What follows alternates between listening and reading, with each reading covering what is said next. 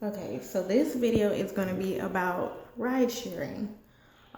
If this is your first time seeing any of my videos, hi. If you already know me in real life and watch my videos, you know this is going to be about driving for Uber and driving for Lyft.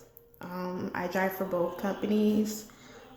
This video is going to be about what to expect when driving for Uber and Lyft as far as money and customer wise. The time of day that I drive usually it's overnight when it's dark.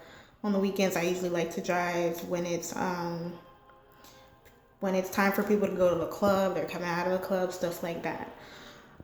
Sometimes if I have the day off, I'll drive in the day whenever it's convenient for me.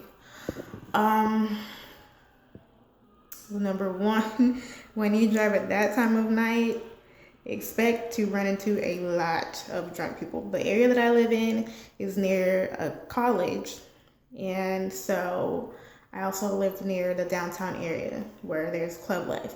So I get a lot of drunk riders. So, which is why I'm happy to be a Uber and Lyft driver, because in the area I cannot tell you how many times I've passed by an accident and they look to be a drunk driving accident because they run into something that does not move, like a tree, a post, a sign, or something. So what else? Literally, when I drive, any company that I drive with, Uber or Lyft, I get a lot of drunk riders at night. So when you have drunk riders, just know that they don't mean it a lot of times. So they may say something offensive, they may say something rude, they may not talk to you. It's fine.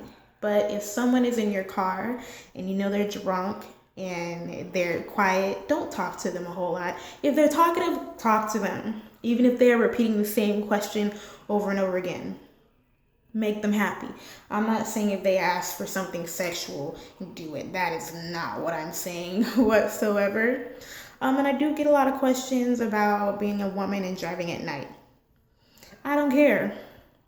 I don't care. It's not that serious. Honestly, the only protection I have is pepper spray. So if something were to go down, literally, all I would have is that pepper spray and I'd call the police if something went down. But honestly, for either company, Uber or Lyft, if you pull up to the place you go to pick them up at and it looks kind of iffy, it looks kind of seedy, anything like that, drive away. Drive away. Do not stop. Cancel that ride and drive away.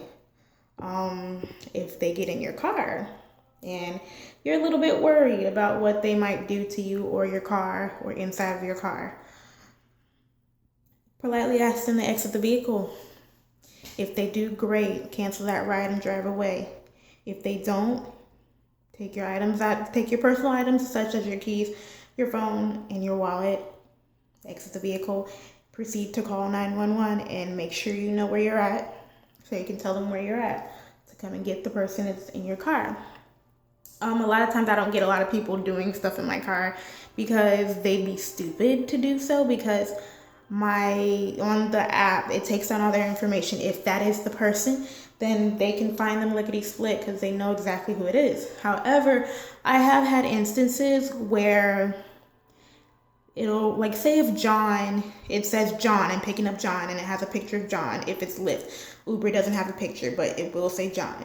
So if I go to pick up John and Katie is showing up, it'll say John, but Katie will come to my door like, hey, are you Amy? I'm like, yeah, where's John? She's like, oh, John set up the ride for me, blah, blah, blah.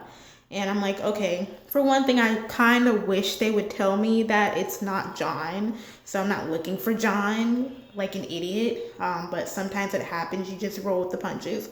In that case, if it's that person, like it's another person, and you end up having an accident, still report it. Because I'm not sure who's liable, but I'm just gonna report it. It is what it is. That's why I don't like when people do that. I will say this, I do make more money with Uber, but Uber does tax you, like does take more money out of your fare. Say if but I do get more rides with Uber because more people know about Uber. Lyft, you wait longer with Lyft than Uber. But I do realize I get longer rides with Lyft and I make more per ride. So say if I did a 10-minute ride with Uber, same mileage and everything, with Uber, I'd probably make about $4 to $5. With Lyft, with the same ride, I'd probably make $5 to $6. Not even kidding. And it's crazy, but like I said, with Uber, I get more rides because more people know what Uber is. Lyft, I get less rides, but Lyft takes less out of my fare money. So it is what it is. Then the features, they're instant pay features. With Lyft, instant pay, in my area, it's been out longer. You honestly have to have $50 or more to do instant pay with Lyft, and it goes straight to your account. You can say instant pay now, and it takes less than 30 minutes to get to my account. I'm with Bank of America. It goes straight to my card after that. With Uber, it goes to your card instantly, and you have to have at least $1 in there for it to go into your account. However, and this was kind of irritating, but once you pass this hump, you're good. You have to get a GoBank account, a GoBank card, and for Uber to send it to you with your name and everything on it, it takes 7 to 10 business days. And I was like, oh my God, what are you talking about? Why? So, but once you get it, it's even faster than Lyft's instant pay. So that's what I was like, okay, I'll give y'all that. It's okay, I'm over that. Another thing. What else? So, okay. So within a week of driving, I do this part-time. So I'll try to do 10 hours, 7 to 10 hours. I'll make $100 in a week. Usually I try to shoot for $100. If I don't get 100, whatever I get is whatever I get. This money is basically just for extra money, just if I paid all my bills and I'm broke. Okay, I don't like to be broke, so as soon as I pay all my bills and I'm like, I got $5, let me go ahead and drive and I'll make some money. Like tonight I drove for 2 hours and I made $27 and I went home. That was it. I did my instant pay, my cash out, whatever. And these rides were with Uber. Oh my God, my head itches, I'm sorry. But yeah, you're honestly, I feel like you can do this full time. However, I couldn't guarantee how much you'd make. Because the thing is, a lot of people want a definitive answer about what they make with Uber and Lyft. I cannot give you a definite answer because I don't know. It's based upon how many rides you get, how long the rides are, and how much the company takes out. But like I said, I try to hit about $100 a week. $100 in a week, and this is just play money. This is just extra money after I've paid all my bills and everything. So, but like I said, I do find people that do live off of Uber and Lyft money, and hey, it works.